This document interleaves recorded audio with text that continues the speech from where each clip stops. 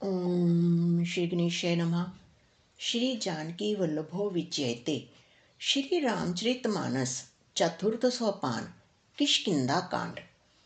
कुंद पुष्प और नील कमल के समान सुंदर गौर एवं श्यामवरण, अत्यंत बलवान, विज्ञान के धाम, शोभा संपन्न, श्रेष्ठ धनुर्धर, वेदों के द्वारा वंदित, गौ एवं ब्राह्मणों के समूह के प्रिय अथवा प्रेमी, माया से मनुष्य रूप धारण किए हुए, श्रेष्ठ धर्म के लिए कवच स्वरूप, सबके हितकारी, श्री सीता जी की खोज में लगे हुए पथिक रूप रघुकुल के श्रेष्ठ श्री राम जी और श्री लक्ष्मण जी दोनों भाई निश्चय ही हमें भक्तिप्रद हों।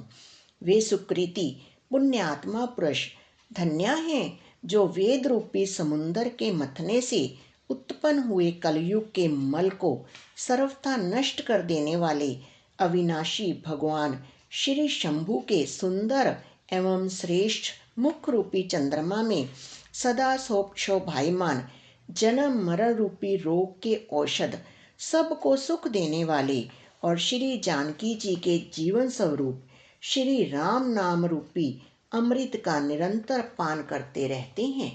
जहाँ श्री शिव पार्वती बसते हैं उस काशी को मुक्ति की जन्मभूमि, ज्ञान की खान और पापों का नाश करने वाली जानकर उसका सेवन क्यों ना किया जाए। जिस भीषण हलाहल विष से सब देवतागण जल रहे थे, उसको जिन्होंने स्वयं पान कर लिया, रे मंद मन, तो उन शंकर जी को क्यों नहीं भजता। उनके समान कृपालु और कौन है। श्री रघुनाथ जी फिर आगे चले। ऋष्यमुख पर्वत निकट आ गया। वहाँ ऋष्यमुख पर्वत पर मंत्रियों सहित सुग्रीव रहते थे। अतुलनीय बल की सीमा श्री रामचंद्र जी और लक्ष्मण जी को आते देखकर सुग्रीव अत्यंत भयभीत होकर बोले, हे हनुमान, सुनो, ये दोनों पुरुष बल और रूप के निधान हैं। तुम ब्रह्मचारी का रूप धारण करके जाकर देखो। अपने हृदय में उनकी यथार्थ बात जानकर मुझे इशारे से समझाकर कह देना। यदि वे मन के मलिन बाली के भेजे हुए हों तो मैं तुरंत ही इस पर्वत को छोड़कर भाग जाऊं। यह सुनकर हनुमान जी ब्राह्मण का रूप धरकर वहां गए और मस्तक नवाकर इस प्रकार पूछने लगे, हे वीर, सांवले और गोरे शरीर वाले आप कौन हैं जो क्षत्रिय के रूप में वन में फिर रहे हैं। हे स्वामी, कठोर भूमि पर कोमल चरणों से चलने वाले आप किस कारण वन में विचर रहे हैं। मन को हरण करने वाले आपके सुंदर कोमल अंग हैं और आप वन के दुसह धूप और वायु को सह रहे हैं। क्या आप ब्रह्मा विष्णु महेश इन तीन देवताओं में से कोई हैं, या आप दोनों नर और नारायण हैं, अथवा आप जगत के मूल कारण और संपूर्ण लोगों के स्वामी स्वयं भगवान हैं, जिन्होंने लोगों को भवसागर से पार उतारने तथा पृथ्वी का भार नष्ट करने के लिए मनुष्य रूप में अवतार लिया है। श्री रामचंद्र जी ने कहा, हम कौशल राज दशरथ जी के पुत्र हैं और पिता का वचन मानकर वन आए हैं। हमारे राम लक्ष्मण नाम है। हम दोनों भाई हैं। हमारे साथ सुंदर सुकुमारी स्त्री थी। यहाँ वन में राक्षस ने मेरी पत्नी जानकी को हर लिया। हे ब्राह्मण, हम उसे ही खोजते फिरते हैं। हमने तो अपना चरित्र कह सुनाया। अब हे ब्राह्मण, अपनी कथा समझाकर कहिए।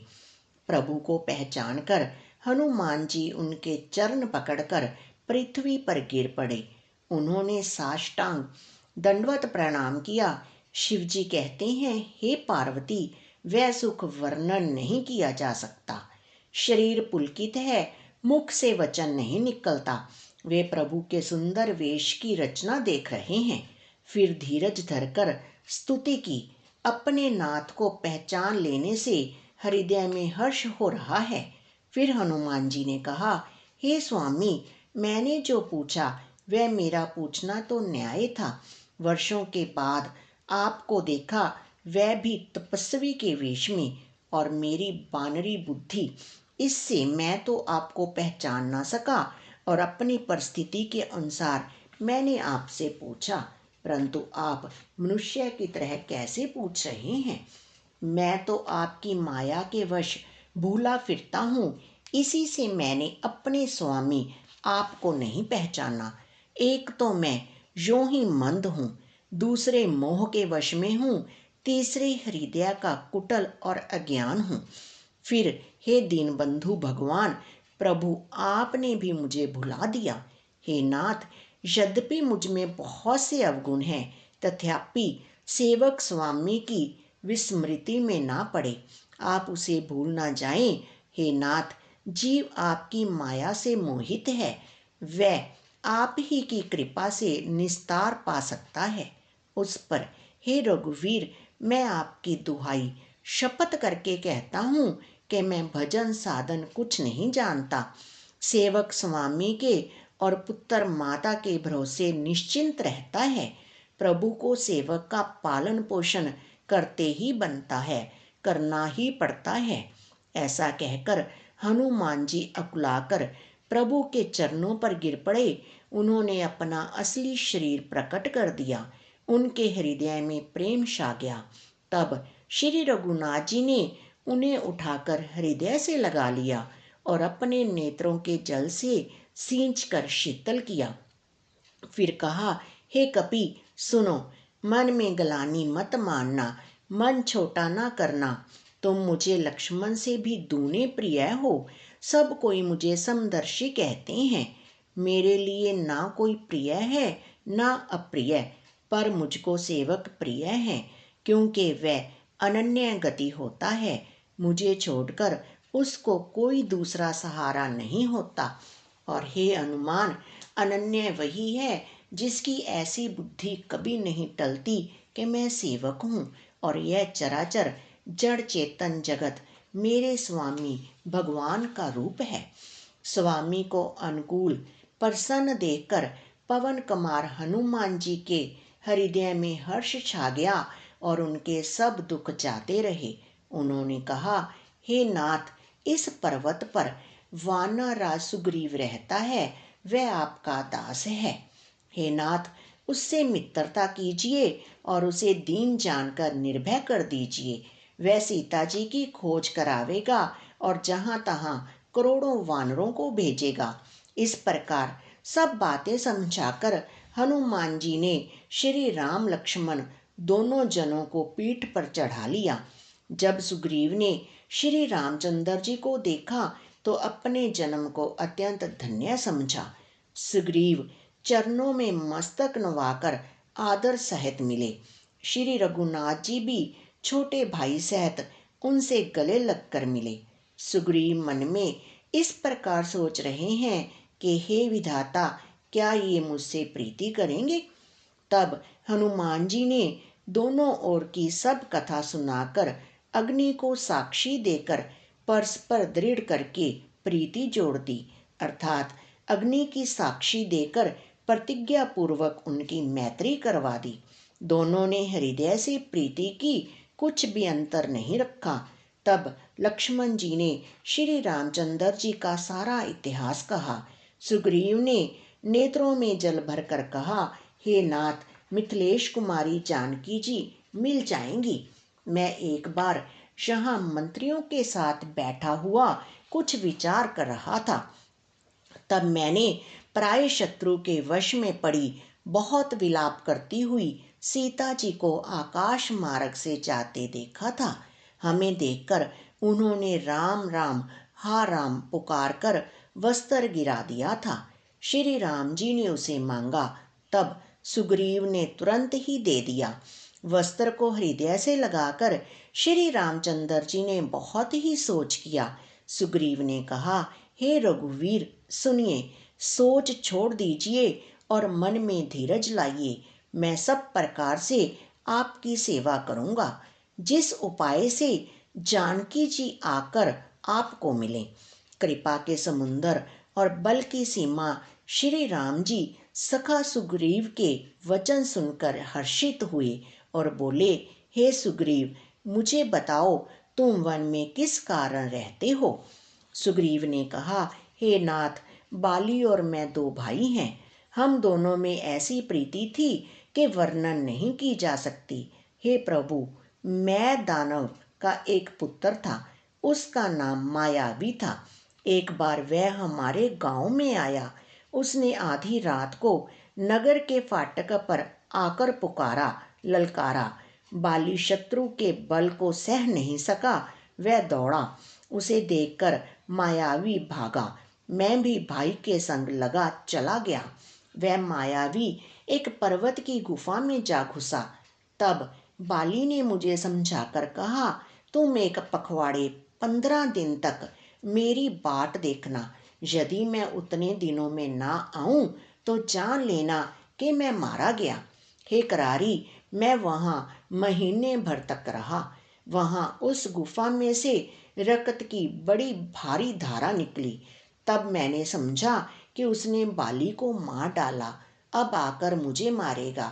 इसलिए मैं वहां गुफा के द्वार पर एक शिला लगाकर भाग आया। मंत्रियों ने नगर को बिना स्वामी राजा का देखा तो मुझको जबरदस्ती राज्य दे दिया। बाली उसे मारकर घर आ गया। मुझे राज सिंहासन पर देखकर उसने जी में भेद बढ़ाया, बहुत ही विरोध माना। उसने समझा कि यह राज्य के लोभ से ही गुफा के द्वार पर शिला दे आया था, जिससे मैं बाहर ना निकल सकूं, और यहाँ आकर राजा बन बैठा। उसने मुझे शत्रु के समान बहुत अधिक मारा और मेरा सर्वस्व तथा मेरी स्त्री को भी छीन लिया। हे कृपालु रघुवीर, मैं उसके भय से समस्त लोकों में बेहाल होकर फिरता रहा। वह शाप के कारण यहाँ नहीं आता तो भी मैं मन में भयभीत रहता हूँ। सेवक का दुख सुनकर दीनों पर दया करने वाले श्री रघुनाथ जी की दोनों विशाल भुजाएं फड़क उठी। उन्होंने कहा, हे सुग्रीव, सुनो, मैं एक ही बाण से बाली को मार डालूंगा। ब्रह्मा और रुद्र की शरण में जाने पर भी उसके प्राण न बचेंगे। जो लोग मित्र के दुख से दुखी नहीं होते, उन्हें देखने से ही बड़ा पाप लगता है। अपने पर्वत के समान दुख को धूल के समान और मित्र के धूल के समान दुख को समेरु बड़े भारी पर्वत के समान जाने। जिन्हें सब भाव से ही ऐसी बुद्धि प्राप्त नहीं है, वे मूर्ख हट करके क्यों किसी से मित्रता करते हैं। मित्र का धर्म है कि वह मित्र को बुरे मार्ग से रोककर अच्छे मार्ग पर चलावे, उसके गुण प्रकट करे और अवगुणों को छिपावे। देने लेने में मन में शंका ना रखे, अपने बल के अनुसार सदा हित ही करता रहे। विपत्ति के समय में तो सदा 100 गुना स्नेह करे। वेद कहते हैं कि संत श्रेष्ठ मित्र के गुण लक्षण ये हैं, जो सामने तो बना बनाकर कोमल वचन कहता है और पीठ पीछे बुराई करता है तथा मन में कुटिलता रखता है। हे भाई, इस तरह जिसका मन सांप की चाल के समान टेढ़ा है, ऐसे कुमित्र को तो त्यागने में ही भलाई है।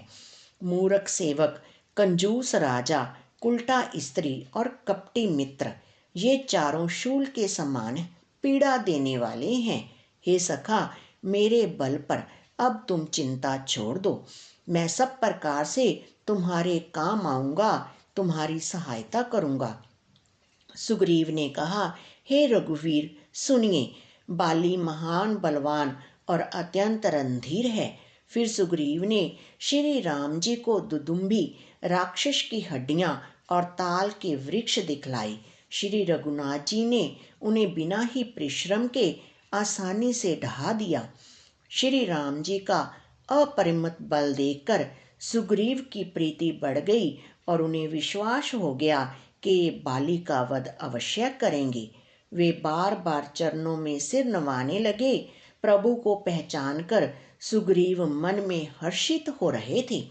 जब ज्ञान उत्पन्न हुआ तब वे ये वचन बोले कि हे नाथ, आपकी कृपा से अब मेरा मन स्थिर हो गया।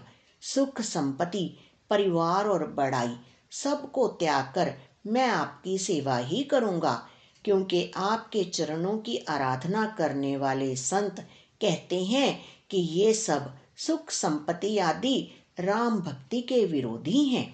जगत में जितने भी शत्रु मित्र और सुख दुख आदि द्विंद हैं, सब के सब माया रचित हैं, परमार्थत वास्तव में नहीं है। हे श्री राम जी, बाली तो मेरा परम हितकारी है, जिसकी कृपा से शोक का नाश करने वाले आप मुझे मिले, और जिसके साथ अब स्वप्न में भी लड़ाई हो तो जागने पर उसे समझकर मन में संकोच होगा कि स्वप्न में भी मैं उससे क्यों लड़ा। हे प्रभु, अब तो इस प्रकार कृपा कीजिए कि सब छोड़कर दिन रात मैं आपका भजन ही करूं।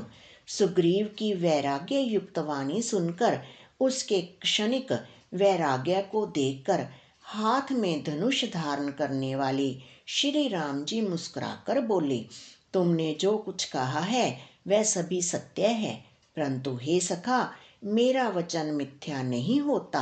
अर्थात बाली मारा जाएगा और तुम्हें राज्य मिलेगा।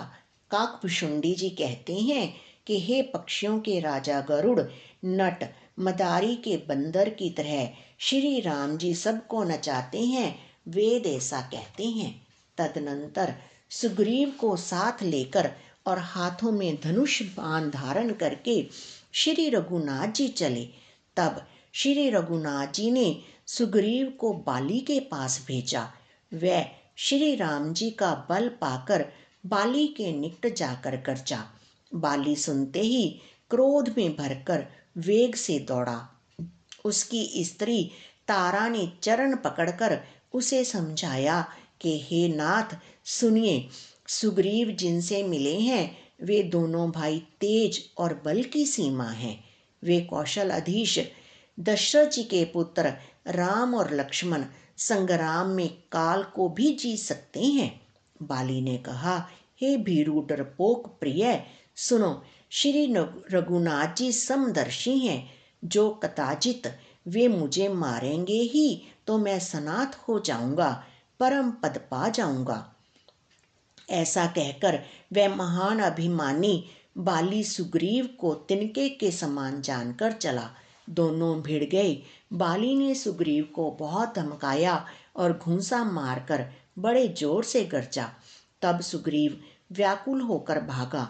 घूंसे की चोट उसे वज्र के समान लगी। सुग्रीव ने आकर कहा, हे कृपालु रघुवीर, मैंने आपसे पहले ही कहा था कि बाली मेरा भाई नहीं है, काल है। श्री राम जी ने कहा, तुम दोनों भाइयों का एक सा ही रूप है, इसी भ्रम से मैंने उसको नहीं मारा। फिर श्री राम जी ने सुग्रीव के शरीर को हाथ से स्पर्श किया, जिससे उसका शरीर वज्र के समान हो गया और सारी पीड़ा जाती रही। तब श्री राम जी ने सुग्रीव के गले में फूलों की माला डाल दी और फिर उसे बड़ा भारी बल देकर भेजा। दोनों में पुनः अनेक प्रकार से युद्ध हुआ। श्री रघुनाथ जी वृक्ष की आड़ से देख रहे थे। सुग्रीव ने बहुत से छल बल किए, किंतु अंत में भय मानकर हृदय से हार गया। तब श्री राम जी ने तान कर बाली के हृदय में बाण मारा। बाण के लगते ही बाली व्याकुल होकर पृथ्वी पर गिर पड़ा, किंतु प्रभु श्री रामचंद्र जी को आगे देखकर वह फिर उठ बैठा। भगवान का श्याम शरीर है, सिर पर जटा बनाए हैं, लाल नेत्र हैं, बाण लिए हैं और धनुष चढ़ाए हैं। बाली ने बार बार भगवान की ओर देखकर चित्त को उनके चरणों में लगा दिया। प्रभु को पहचानकर उसने अपना जन्म सफल माना। उसके हृदय में प्रीति थी, पर मुख में कठोर वचन थे। वह श्री राम जी की ओर देखकर बोला, हे गोसाई, आपने धर्म की रक्षा के लिए अवतार लिया है और मुझे व्याध की तरह छिप कर मारा। मैं वैरी और सुग्रीव प्यारा। हे नाथ, किस दोष से आपने मुझे मारा? श्री राम जी ने कहा, हे मूर्ख, सुन, छोटे भाई की स्त्री, बहन, पुत्र की स्त्री और कन्या, ये चारों समान हैं। इनको जो कोई बुरी दृष्टि से देखता है, उसे मारने में कुछ भी पाप नहीं होता। हे मूढ़, तुझे अत्यंत अभिमान है। तूने अपनी स्त्री की सीख पर भी कान नहीं दिया। सुग्रीव को मेरी भुजाओं के बल का आश्रित जानकर भी, अरे अधम अभिमानी, तूने उसको मारना चाहा। बाली ने कहा, हे श्री राम जी, सुनिए। स्वामी, आपसे मेरी चतुराई नहीं चल सकती। हे प्रभु, अंतकाल में आपकी गति शरण पाकर मैं अब भी पापी ही रहा। बाली की अत्यंत कोमल वाणी सुनकर श्री राम जी ने उसके सिर को अपने हाथ से स्पर्श किया और कहा, मैं तुम्हारे शरीर को अचल कर दूं, तुम प्राणों को रखो। बाली ने कहा, हे कृपा निधान, सुनिए। मुनिगण जन्म जन्म में, प्रत्येक जन्म में अनेकों प्रकार का साधन करते रहते हैं, फिर भी अंतकाल में उन्हें राम नहीं कह आता। उनके मुख से राम नाम नहीं निकलता। जिनके नाम के बल से शंकर जी काशी में सबको समान रूप से अविनाशनी गति मुक्ति देते हैं, वह श्री राम जी स्वयं मेरे नेत्रों के सामने आ गए हैं। हे प्रभु, ऐसा संयोग क्या फिर कभी बन पड़ेगा? श्रुतियाँ नेति नेति कहकर निरंतर जिनका गुणगान करती रहती हैं तथा प्राण और मन को जीतकर एवं इंद्रियों को विषयों के रस से सर्वथा नीरस बनाकर मुनिगण ध्यान में जिनकी कभी कंचित सी झलक पाते हैं, वे ही प्रभु आप साक्षात मेरे सामने प्रकट हैं। आपने मुझे अत्यंत अभिमानवश जानकर यह कहा कि तुम शरीर रख लो, परंतु ऐसा मूर्ख कौन होगा जो हठपूर्वक कल्प वृक्ष को काटकर उससे बबूर के बाढ़ लगावेगा, अर्थात पूर्ण काम बना देने वाले आपको छोड़कर आपसे इस नश्वर शरीर की रक्षा चाहेगा। हे नाथ, अब मुझ पर दया दृष्टि कीजिए और मैं जो वर मांगता हूँ उसे दीजिए। मैं कर्मवश जिस योनि में जन्म लूँ, वही श्री राम जी आपके चरणों में प्रेम करूँ। हे कल्याणप्रद प्रभो, यह मेरा पुत्र अंगद विनय और बल में मेरे ही समान है, इसे स्वीकार कीजिए। और हे देवता और मनुष्यों के नाथ, बाँह पकड़कर इसे अपना दास बनाइए। श्री राम जी के चरणों में दृढ़ प्रीति करके बाली ने शरीर को वैसे ही आसानी से त्याग दिया जैसे हाथी अपने गले से फूलों की माला का गिरना ना जाने। श्री रामचंद्र जी ने बाली को अपने परम धाम भेज दिया। नगर के सब लोग व्याकुल होकर दौड़े। बाली की स्त्री तारा अनेकों प्रकार से विलाप करने लगी। उसके बाल बिखरे हुए हैं और देह की संभाल नहीं है। तारा को व्याकुल देखकर श्री रघुनाथ जी ने उसे ज्ञान दिया और उसकी माया अज्ञान हर ली। उन्होंने कहा, पृथ्वी, जल, अग्नि, आकाश और वायु, इन 5 तत्वों से यह अत्यंत अधम शरीर रचा गया है। वह शरीर तो प्रत्यक्ष तुम्हारे सामने सोया हुआ है और जीव नित्य है। फिर तुम किसके लिए रो रही हो? जब ज्ञान उत्पन्न हो गया तब वह भगवान के चरणों में लगी और उसने परम भक्ति का वर मांग लिया। शिव जी कहते हैं, हे उमा, स्वामी श्री राम जी सबको कठपुतली की तरह नचाते हैं। तदनंतर श्री राम जी ने सुग्रीव को आज्ञा दी और सुग्रीव ने विधि पूर्वक बाली का सब मृतिक कर्म किया। तब श्री रामचंद्र जी ने छोटे भाई लक्ष्मण को समझाकर कहा कि तुम जाकर सुग्रीव को राज्य दे दो। श्री रघुनाथ जी की प्रेरणा आज्ञा से सब लोग श्री रघुनाथ जी के चरणों में मस्तक नवाकर चले। लक्ष्मण जी ने तुरंत ही सब नगर निवासियों को और ब्राह्मणों के समाज को बुला लिया और उनके सामने सुग्रीव को राज्य और अंगद को युवराज पद दिया। हे पार्वती, जगत में श्री राम जी के समान हित करने वाला गुरु, पिता, माता, बंधु और स्वामी कोई नहीं है। देवता, मनुष्य और मुनि सबकी यह रीति है कि स्वार्थ के लिए ही सब प्रीति करते हैं। जो सुग्रीव दिन रात बाली के भय से व्याकुल रहता था, जिसके शरीर में बहुत से घाव हो गए थे और जिसकी छाती चिंता के मारे जला करती थी, उसी सुग्रीव को उन्होंने वानरों का राजा बना दिया। श्री रामचंद्र जी का स्वभाव अत्यंत ही कृपालु है। जो लोग जानते हुए भी ऐसे प्रभु को त्याग देते हैं, वे क्यों ना विपत्ति के जाल में फंसे। फिर श्री राम जी ने सुग्रीव को बुला लिया और बहुत प्रकार से उन्हें राजनीति की शिक्षा दी। फिर प्रभु ने कहा, हे वानरपति सुग्रीव, सुनो, मैं 14 वर्ष तक गांव बस्ती में नहीं जाऊंगा। ग्रीष्म ऋतु बीतकर वर्षा ऋतु आ गई, अतः मैं यहाँ पास ही पर्वत पर टिक रहूंगा। तुम अंगद सहित राज्य करो, मेरे काम का हृदय में सदा ध्यान रखना। तदनंतर जब सुग्रीव जी घर लौट आए, तब श्री राम जी परवर्षण पर्वत पर जा टिके। देवताओं ने पहले से ही उस पर्वत की एक गुफा को सुंदर बना रखा था। उन्होंने सोच रखा था कि कृपा की खान श्री राम जी कुछ दिन यहाँ आकर निवास करेंगे। सुंदर वन फूला हुआ अत्यंत सुशोभित है। मधु के लोभ से भौरों के समूह गुंजार कर रहे हैं। जब से प्रभु आए, तब से वन में सुंदर कंद, मूल, फल और पत्तों की बहुतायत हो गई। मनोहर और अनुपम पर्वत को देखकर देवताओं के सम्राट श्री राम जी छोटे भाई सहित वहां रह गए।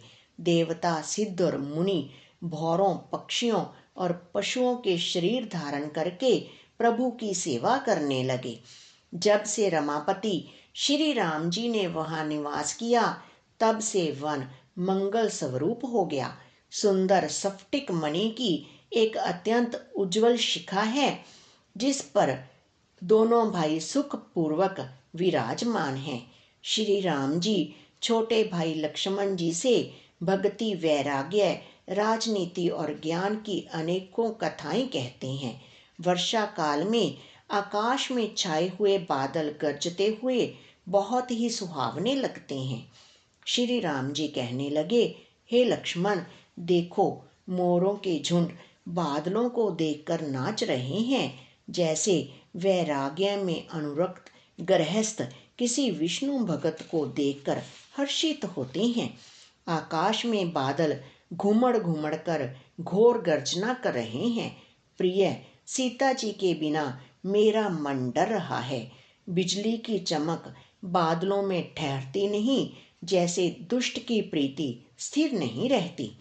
बादल पृथ्वी के समीप आकर नीचे उतरकर बरस रहे हैं, जैसे विद्या पाकर विद्वान नम्र हो जाते हैं। बूंदों की चोट पर्वत कैसे सहते हैं, जैसे दुष्टों के वचन संत सहते हैं। छोटी नदियां भरकर किनारों को तड़ाती हुई चली, जैसे थोड़े धन से भी दुष्ट इतरा जाते हैं, मर्यादा का त्याग कर देते हैं। पृथ्वी पर पड़ते ही पानी गंदला हो गया है, जैसे शुद्ध जीव के माया लिपट गई हो। जल एकत्र हो होकर तालाबों में भर रहा है, जैसे सद्गुण एक एक कर सज्जन के पास चले आते हैं। नदी का जल समुद्र में जाकर वैसे ही स्थिर हो जाता है, जैसे जीव श्री हरि को पाकर अचल हो जाता है। पृथ्वी घास से परिपूर्ण होकर हरी हो गई है, जिससे रास्ते समझ नहीं पड़ते। जैसे पाखंड मत के प्रचार से सदग्रंथ लुप्त हो जाते हैं। चारों दिशाओं में मेंढकों की ध्वनि ऐसे सुहावनी लगती है, मानो विद्यार्थियों के समुदाय वेद पढ़ रहे हों। अनेकों वृक्षों में नए पत्ते आ गए हैं, जिससे वे ऐसे हरे भरे एवं सुशोभित हो गए हैं, जैसे साधक का मन विवेक ज्ञान प्राप्त होने पर हो जाता है। मदार और ज्वासा बिना पत्ते के हो गए, उनके पत्ते झड़ गए, जैसे श्रेष्ठ राज्य में दुष्टों का उद्यम जाता रहा, उनकी एक भी नहीं चलती, धूल कहीं खोजने पर भी नहीं मिलती। जैसे क्रोध धर्म को दूर कर देता है, अर्थात क्रोध का आवेश होने पर धर्म का ज्ञान नहीं रह जाता। अन्न से युक्त लहलहाती हुई खेती से हरी भरी पृथ्वी कैसे शोभित हो रही है, जैसी उपकारी पुरुष की संपत्ति। रात के घने अंधकार में जुगनू शोभा पा रहे हैं, मानो दंभियों का समाज आ जुटा हो। भारी वर्षा से खेतों की क्यारियां फूट चली हैं, जैसे स्वतंत्र होने से स्त्रियां बिगड़ जाती हैं।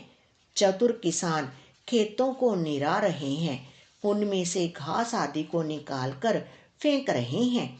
जैसे विद्वान लोग मोह मद और मान का त्याग कर देते हैं, चक्रवाक पक्षी दिखाई नहीं दे रहे हैं। जैसे कलयुग को पाकर धर्म भाग जाते हैं, ऊसर में वर्षा होती है पर वहां घास तक नहीं उगती। जैसे हरि भगत के हृदय में काम नहीं उत्पन्न होता। पृथ्वी अनेक तरह के जीवों से भरी हुई उसी तरह शोभायमान है, जैसे सुराज्य पाकर प्रजा की वृद्धि होती है।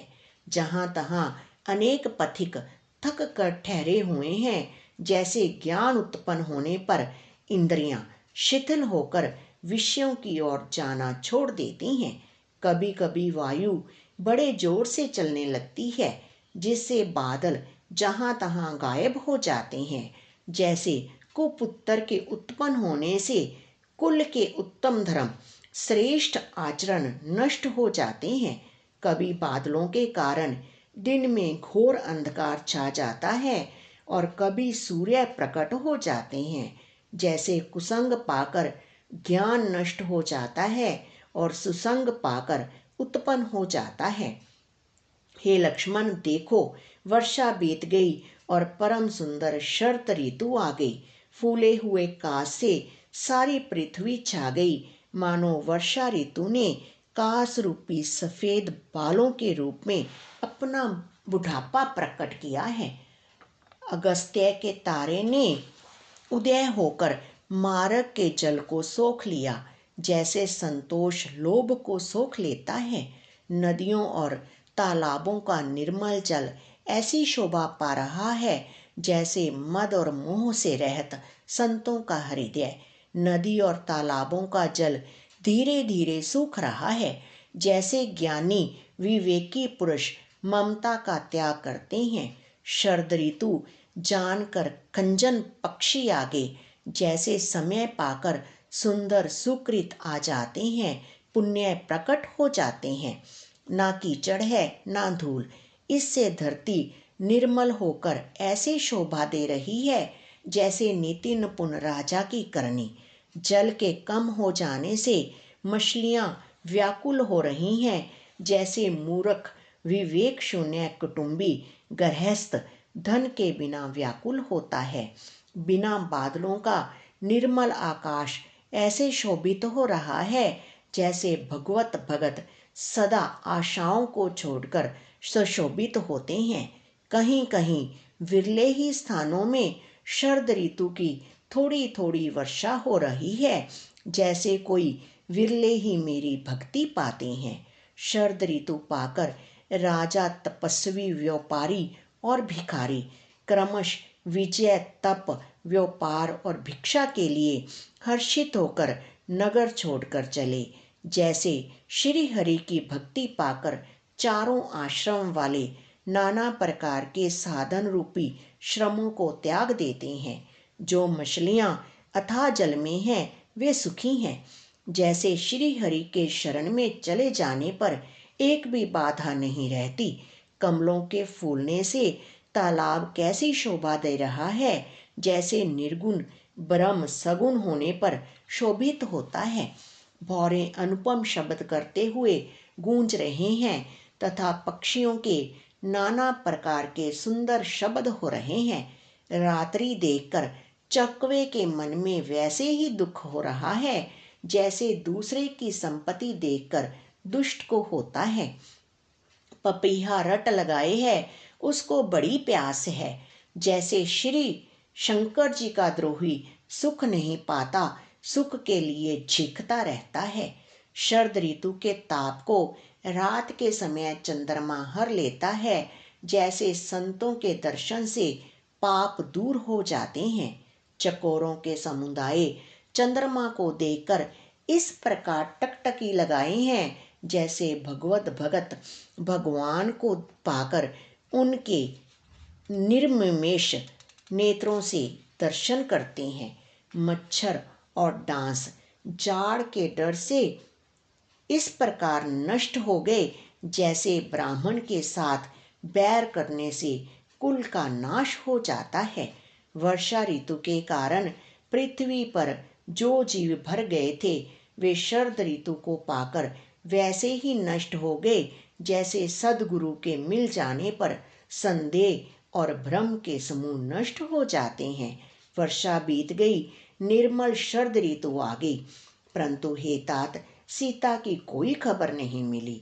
एक बार कैसे भी पता पाऊं तो काल को भी जीत कर पल भर में जानकी को ले आऊं। कहाँ भी रहे, यदि जीती होगी तो हे तात, यत्न करके मैं उसे अवश्य लाऊंगा। राज्य, खजाना, नगर और स्त्री पा गया, इसलिए सुग्रीव ने मेरी सुधि भुला दी। जिस बाण से मैंने बाली को मारा था, उसी बाण से कल उस मूढ़ को मारूं।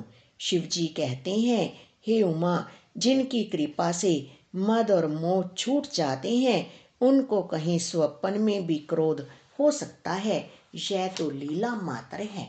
ज्ञानी मुनि जिन्होंने श्री रघुनाथ जी के चरणों में प्रीति मान ली है, जोड़ ली है, वे ही इस चरित्र लीला रहस्य को जानते हैं। लक्ष्मण जी ने जब प्रभु को क्रोध युक्त जाना, तब उन्होंने धनुष चढ़ाकर बाण हाथ में ले लिए। तब दया की सीमा श्री रघुनाथ जी ने छोटे भाई लक्ष्मण जी को समझाया कि हे तात, सखा सुग्रीव को केवल भय दिखलाकर ले आओ, उसे मारने की बात नहीं है। यहाँ किष्किंधा नगरी में पवन कुमार श्री हनुमान जी ने विचार किया कि सुग्रीव ने श्री राम जी के कार्य को भुला दिया। उन्होंने सुग्रीव के पास जाकर चरणों में सिर नवाया, साम दान दंड भेद चारों प्रकार की नीति कहकर उन्हें समझाया। हनुमान जी के वचन सुनकर सुग्रीव ने बहुत ही भय माना और कहा, विषयों ने मेरे ज्ञान को हर लिया। अब हे पवनसुत, जहाँ तहाँ बानरों के जूथ रहते हैं, वहाँ दूतों के समूहों को भेजो और कहला दो कि एक पखवाड़े में 15 दिनों में जो नाज आ जाएगा, उसका मेरे हाथों वध होगा। तब हनुमान जी ने दूतों को बुलाया और सबका बहुत सम्मान करके सबको भय, प्रीति और नीति दिखलाई। सब बंदर चरणों में सिर नवाकर चले। इसी समय लक्ष्मण जी नगर में आए। उनका क्रोध देखकर बंदर जहां तहां भागे। तदनंतर लक्ष्मण जी ने धनुष चढ़ाकर कहा कि नगर को जलाकर अभी राख कर दूंगा। तब नगर भर को व्याकुल देखकर बाली पुत्र अंगद जी उनके पास आए। अंगद ने उनके चरणों में सिर नवाकर विनती की, क्षमा याचना की। तब लक्ष्मण जी ने उनको अभय बांह दी, भुजा उठाकर कहा कि डरो मत। सुग्रीव ने अपने कानों से लक्ष्मण जी को क्रोध युक्त सुनकर भय से अत्यंत व्याकुल होकर कहा, हे हनुमान, सुनो, तुम तारा को साथ ले जाकर विनती करके राजकुमार को समझाओ, समझा बुझाकर शांत करो। हनुमान जी ने तारा सहित जाकर लक्ष्मण जी के चरणों की वंदना की और प्रभु के सुंदर यश का बखान किया। वे विनती करके उन्हें महल में ले आए तथा चरणों को धोकर उन्हें पलंग पर बैठाया। तब वानरराज सुग्रीव ने उनके चरणों में सिर नवाया और लक्ष्मण जी ने हाथ पकड़कर उनको गले से लगा लिया। सुग्रीव ने कहा, हे नाथ, विषय के समान और कोई मत नहीं है। यह मुनियों के मन में भी क्षण मात्र में मोह उत्पन्न कर देता है। फिर मैं तो विषयी जीव ही ठहरा। सुग्रीव के विनय युक्त वचन सुनकर लक्ष्मण जी ने सुख पाया और उनको बहुत प्रकार से समझाया। तब पवन सुत हनुमान जी ने जिस प्रकार सब दिशाओं में दूतों के समूह गए थे वह सब हाल सुनाया। तब अंगद आदि वानरों को साथ लेकर और श्री राम जी के छोटे भाई लक्ष्मण जी को आगे करके अर्थात उनके पीछे पीछे सुग्रीव हर्षित होकर चले और जहाँ श्री रघुनाथ जी थे वहाँ आए। श्री रघुनाथ जी के चरणों में सिर नवाकर हाथ जोड़कर सुग्रीव ने कहा, हे नाथ, मुझे कुछ भी दोष नहीं है। हे देव, आपकी माया अत्यंत ही प्रबल है। आप जब दया करते हैं हे राम तभी यह छूटती है। हे स्वामी, देवता मनुष्य और मुनि सभी विषयों के वश में है, फिर मैं तो पामर पशु और पशुओं में भी अत्यंत कामी बंदर हूँ। स्त्री का नयनबान जिसको नहीं लगा, जो भयंकर क्रोध रूपी अंधेरी रात में भी जागता रहता है, क्रोध अंध नहीं होता। और लोभ की फांसी से जिसने अपना गला नहीं बंधाया, हे रघुनाथ जी, वह मनुष्य आप ही के समान है। ये गुण साधन से नहीं प्राप्त होते, आपकी कृपा से ही कोई कोई इन्हें पाते हैं। तब श्री रघुनाथ जी मुस्कुराकर बोले, हे भाई, तुम मुझे भरत के समान प्यारे हो। अब मन लगाकर वही उपाय करो जिस उपाय से सीता की खबर मिले। इस प्रकार बातचीत हो रही थी कि वानरों के झुंड आ गए। अनेक रंगों के वानरों के दल सब दिशाओं में दिखाई देने लगे। शिव जी कहते हैं, हे उमा, वानरों की वह सेना मैंने देखी थी, उसकी जो गिनती करना चाहे वह महान मूर्ख है। सब बानर आकर श्री राम जी के चरणों में मस्तक नवाते हैं और श्री मुख के दर्शन करके कृतार्थ होते हैं। सेना में एक भी बानर ऐसा नहीं था जिससे श्री राम जी ने कुशल ना पूछी हो। प्रभु के लिए यह कोई बड़ी बात नहीं है, क्योंकि श्री रघुनाथ जी विश्व रूप तथा सर्वव्यापक हैं। आज्ञा पाकर सब जहां तहां खड़े हो गए।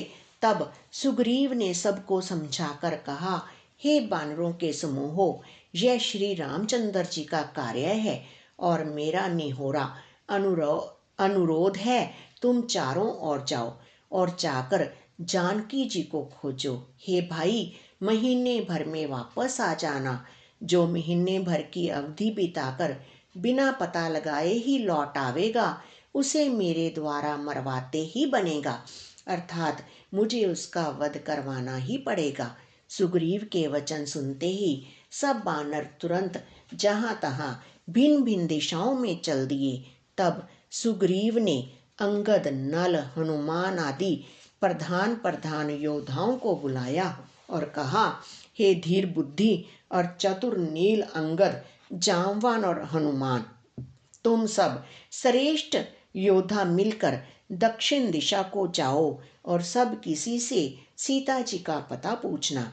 मन वचन तथा कर्म से उसी का सीता जी का पता लगाने का उपाय सोचना।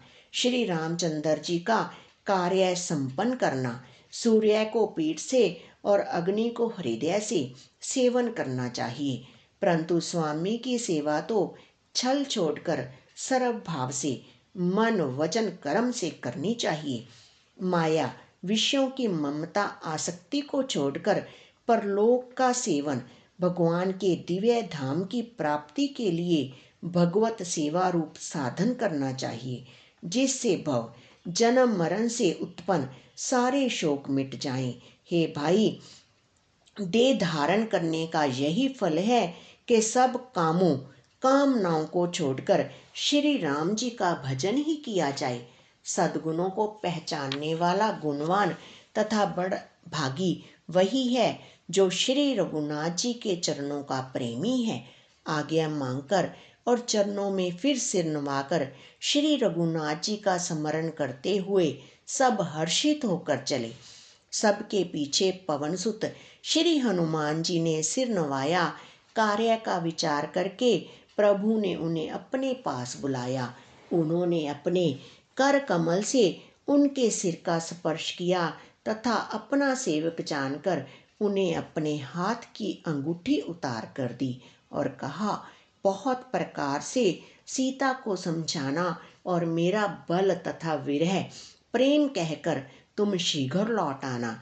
हनुमान जी ने अपना जन्म सफल समझा और कृपा निधान प्रभु को हृदय में धारण करके वे चले। यद्यपि देवताओं की रक्षा करने वाले प्रभु सब बात जानते हैं, तो भी वे राजनीति की रक्षा कर रहे हैं। नीति की मर्यादा रखने के लिए सीता जी का पता लगाने को जहां तहां बानरों को भेज रहे हैं। सब बानर वन, नदी, तालाब, पर्वत और पर्वतों की कंदराओं में खोजते हुए चले जा रहे हैं। मन श्री राम जी के कार्य में लवलीन है। शरीर तक का प्रेम ममत्व भूल गया है। कहीं किसी राक्षस से भेंट हो जाती है तो एक एक चपत में ही उसके प्राण ले लेते हैं। पर्वतों और वनों को बहुत प्रकार से खोज रहे हैं। कोई मुनि मिल जाता है तो पता पूछने के लिए उसे सब घेर लेते हैं। इतने में ही सबको अत्यंत प्यास लगी, जिससे सब अत्यंत ही व्याकुल हो गए, किंतु जल कहीं नहीं मिला। घने जंगल में सब भुला गए। हनुमान जी ने मन में अनुमान किया कि जल पिए बिना सब लोग मरना ही चाहते हैं। उन्होंने पहाड़ की चोटी पर चढ़कर चारों ओर देखा तो पृथ्वी के अंदर एक गुफा में उन्हें एक आश्चर्य दिखाई दिया। उसके ऊपर चकवे, बगुले और हंस उड़ रहे हैं और बहुत से पक्षी उसमें प्रवेश कर रहे हैं। पवन कुमार हनुमान जी पर्वत से उतर आए और सबको ले जाकर उन्होंने वह गुफा दिखलाई। सबने हनुमान जी को आगे कर लिया और वे गुफा में घुस गए। देर नहीं की। अंदर जाकर उन्होंने एक उत्तम उपवन, बगीचा और तालाब देखा, जिसमें बहुत से कमल खिले हुए हैं। वहीं एक सुंदर मंदिर है, जिसमें एक तपोमूर्ति स्त्री बैठी है। दूर से ही सबने उसे सिर नवाया और पूछने पर अपना सब वृत्तांत कह सुनाया। तब उसने कहा, जल पान करो और भांति भांति के रसीले सुंदर फल खाओ। आज्ञा पाकर सबने स्नान किया, मीठे फल खाए और फिर सब उसके पास चले आए। तब उसने अपनी सब कथा कह सुनाई और कहा, मैं अब वहां जाऊंगी जहां श्री रघुनाथ जी हैं। तुम लोग आंखें मूंद लो और गुफा को छोड़कर बाहर जाओ। तुम सीता जी को पा जाओगे, पछताओ नहीं, निराश ना हो। आंखें मूंदकर फिर जब आंखें खोली तो सब वीर क्या देखते हैं कि सब समुंदर के तीर पर खड़े हैं और वह स्वयं वहीं गई जहां श्री रघुनाथ जी थे। उसने जाकर प्रभु के चरण कमलों में मस्तक नवाया और बहुत प्रकार से विनती की। प्रभु ने उसे अपनी अचल भक्ति दी। प्रभु की आज्ञा सिर पर धारण कर और श्री राम जी के युगल चरणों को, जिनकी ब्रह्मा और महेश भी वंदना करते हैं, हृदय में धारण कर वह स्वयं प्रभा बद्रिका आश्रम को चली गई। यहाँ वानरगण मन में विचार कर रहे हैं, अवधि तो बीत गई पर काम कुछ ना हुआ। सब मिलकर आपस में बात करने लगे कि हे भाई, अब तो सीता जी की खबर लिए बिना लौट कर भी क्या करेंगे। अंगद ने नेत्रों में जल भरकर कहा कि दोनों ही प्रकार से हमारी मृत्यु हुई। यहाँ तो सीता जी की सुध नहीं मिली और वहां जाने पर वानर राज सुग्रीव मार डालेंगे। वे तो पिता के वध होने पर ही मुझे मार डालते। श्री राम जी ने ही मेरी रक्षा की, इसमें सुग्रीव का कोई एहसान नहीं है। अंगद बार बार सबसे कह रहे हैं कि अब मरण हुआ, इसमें कुछ भी संदेह नहीं है। वानर वीर अंगद के वचन सुनते हैं, किंतु कुछ बोल नहीं सकते। उनके नेत्रों से जल बह रहा है। एक क्षण के लिए सब सोच में मगन हो रहे। फिर सब ऐसा वचन कहने लगे, हे सुयोग्य युवराज, हम लोग सीता जी की खोज लिए बिना नहीं लौटेंगे। ऐसा कहकर लवन सागर के तट पर जाकर सब बानर कुश बिछाकर बैठ गए। जामवान ने अंगद का दुख देखकर विशेष उपदेश की कथाएं कही। वे बोले, हे तात, श्री राम जी को मनुष्य ना मानो, उन्हें निर्गुण ब्रह्म, अजय और अजन्मा समझो। हम सब सेवक अत्यंत बड़भागी हैं जो निरंतर सगुण ब्रह्म श्री राम जी में प्रीति रखते हैं। देवता, पृथ्वी, गौ और ब्राह्मणों के लिए प्रभु अपनी इच्छा से किसी कर्म बंधन से नहीं अवतार लेते हैं। वहाँ सगुण उपासक भगतकन, सालोक्य, सामीप्य, सारूप्य, सारिष्टि और सायुज्य सब प्रकार के मोक्षों को त्याग कर उनकी सेवा में साथ रहते हैं। इस प्रकार जामवान बहुत प्रकार से कथाएं कह रहे हैं। उनकी बातें पर्वत की कंदरा में संपाति ने सुनी। बाहर निकलकर उसने बहुत से बानर देखे। तब वह बोला, जगदीश्वर ने मुझको घर बैठे बहुत सा आहार भेज दिया। आज इन सबको खा जाऊंगा। बहुत दिन बीत गए, भोजन के लिए मर रहा था। पेट भर भोजन कभी नहीं मिलता। आज विधाता ने एक ही बार में बहुत सा भोजन दे दिया। गीध के वचन कानों से सुनते ही सब डर गए कि अब सचमुच ही मरना हो गया। यह हमने जान लिया। फिर उस गीध संपाति को देखकर सब बानर उठ खड़े हुए। जामवान के मन में विशेष सोच हुआ। अंगद ने मन में विचार कर कहा, आहा, जटायु के समान धन्य कोई नहीं है। श्री राम जी के कार्य के लिए शरीर छोड़कर वह परम बड़भागी भगवान के परम धाम को चला गया। हर्ष और शोक से युक्त वाणी समाचार सुनकर वह पक्षी संपाति वानरों के पास आया। वानर डर गए। उनको अभय करके अभय वचन देकर उसने पास जाकर जटायु का वृत्तांत पूछा। तब उन्होंने सारी कथा उसे कह सुनाई। भाई जटायु की करनी सुनकर संपाति ने बहुत प्रकार से श्री रघुनाथ जी की महिमा वर्णन की। उसने कहा, मुझे समुंदर के किनारे ले चलो, मैं जटायु को तिलांजलि दे दूं।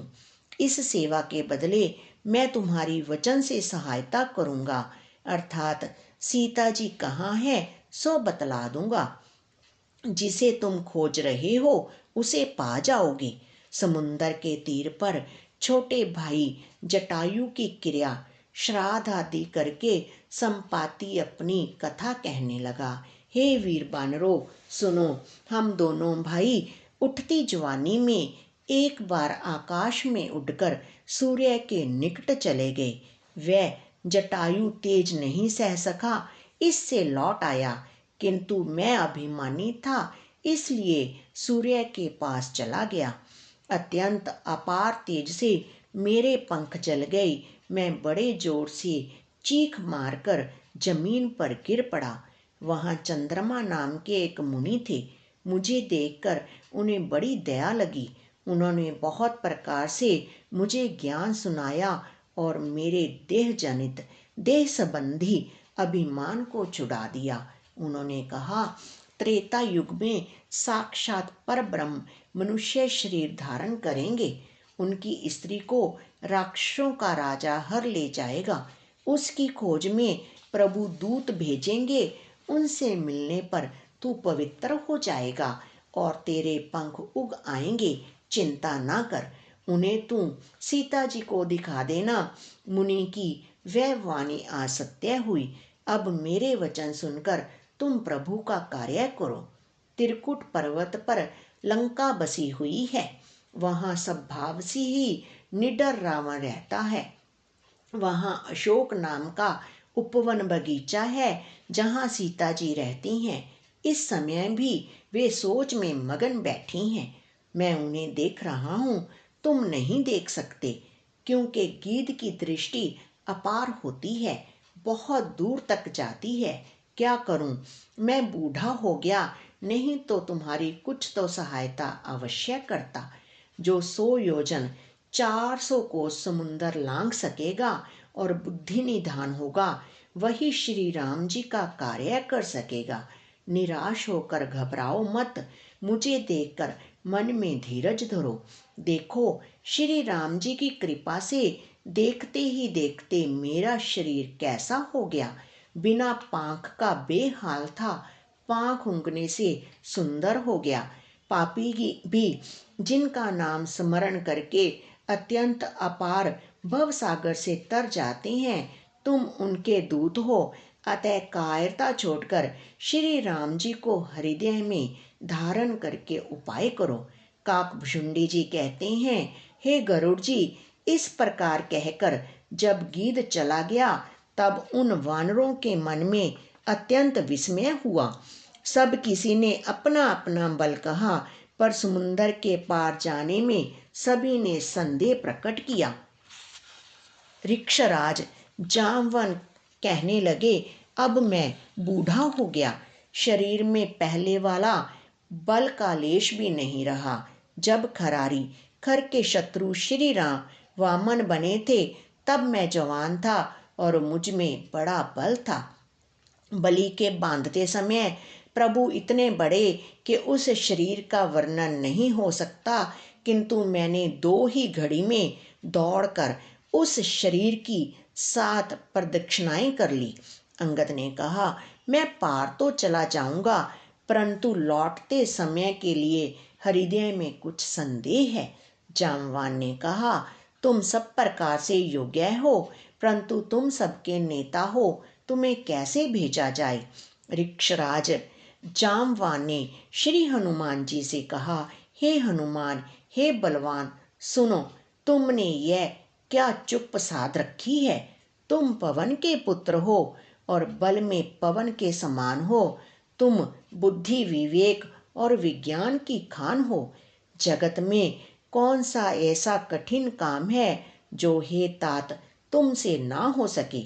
श्री राम जी के कार्य के लिए ही तो तुम्हारा अवतार हुआ है। यह सुनते ही हनुमान जी पर्वत के आकार के अत्यंत विशालकाय हो गए। उनका सोने का सा रंग है, शरीर पर तेज सुशोभित है, मानो दूसरा पर्वतों का राजा सुमेरु हो। हनुमान जी ने बार बार सिंहनाद करके कहा, मैं इस खारे समुद्र को खेल में ही लांघ सकता हूँ और सहायकों सहित रावण को मारकर त्रिकूट पर्वत को उखाड़कर यहाँ ला सकता हूँ। हे जामवान, मैं तुमसे पूछता हूँ, तुम मुझे उचित सीख देना कि मुझे क्या करना चाहिए।